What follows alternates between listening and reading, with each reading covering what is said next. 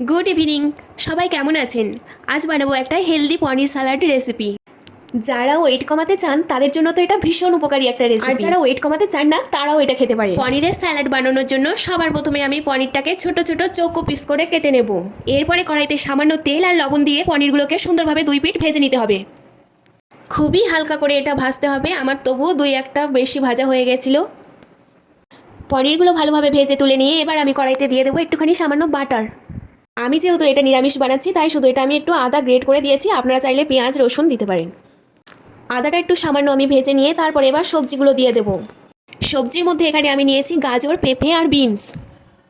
এবার সব কটা সবজি একসাথে দিয়ে ভালো করে আমি ভেজে নেব।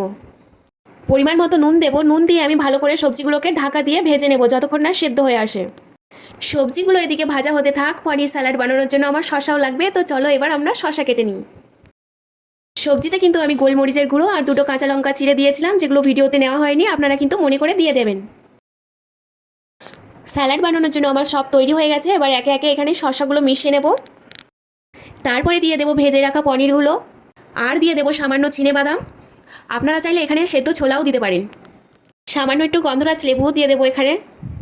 এইবার সবগুলোকে একসাথে ভালোভাবে মিক্স করে নিতে হবে। ব্যাস, তাহলেই হয়ে গেল আমাদের হেলদি পনির সালাড রেসিপি। রেসিপিটি আপনাদের কেমন লাগলো সবাই অবশ্যই কমেন্ট করে জানাবেন।